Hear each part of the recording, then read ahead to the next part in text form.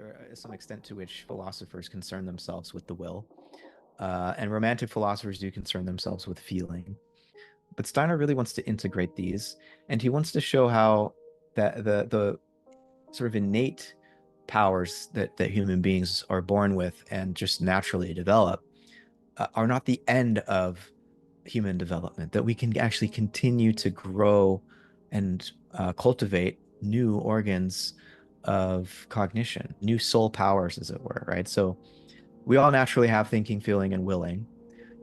Anthroposophy provides a number of practices, meditation techniques that Steiner believes would help us cultivate some further powers. He calls them imagination, inspiration, and intuition. And to some degree, these are all already seated in each of us. But unless we, as adults, continue to engage life as a kind of learning process to develop our faculties, they won't flower. They'll just remain in seed form. And so Steiner felt that anthroposophy could provide the community and uh, the context wherein exercises that would guide the human being to the full flowering of their spiritual potential. And so, in terms of imagination, Steiner would say this is like the first power of soul that we could develop that would be beyond our natural inborn abilities. It's the first level of spiritual cognition for him, you could say. And so imagination as a power of cognition, not just make believe and fantasy, but a way of knowing, would allow us to perceive what Steiner called the etheric dimension of nature.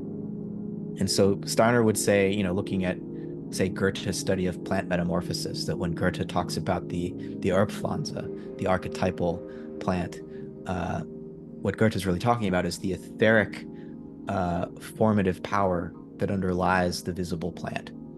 And it's you could say it's like the time body of the plant, as it were. It's the influence of it's formal causality, let's say, to put it in other terms.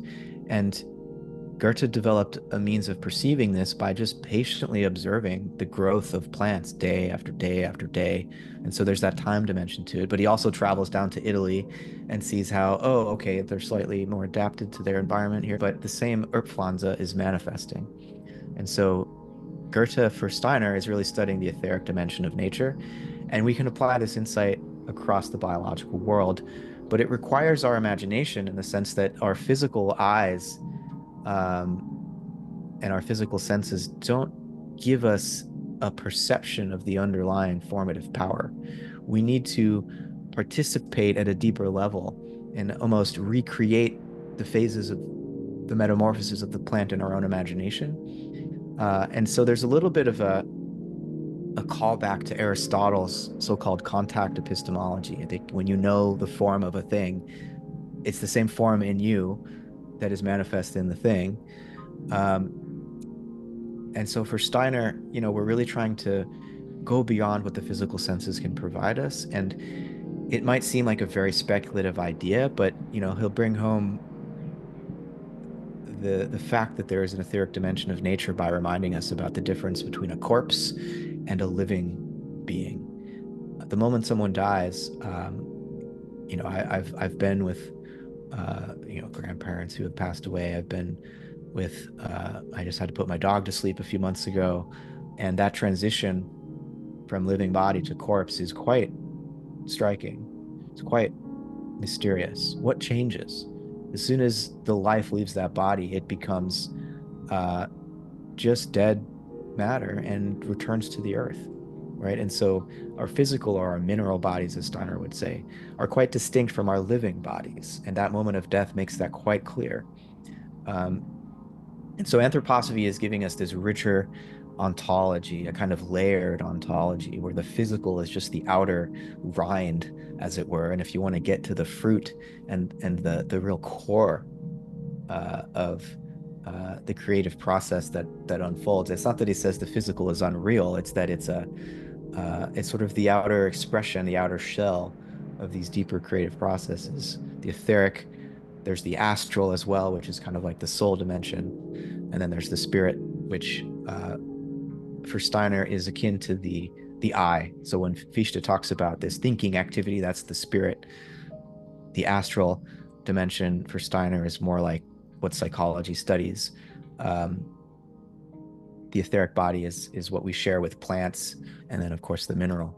And so anthroposophy is an attempt to integrate everything we know from physics about the physical world with these other dimensions of the universe, of the cosmos, and also to show how there's a correspondence between these organs of perception, imagination, inspiration, intuition that we can develop, and our capacity to then perceive and know something about these other dimensions of nature.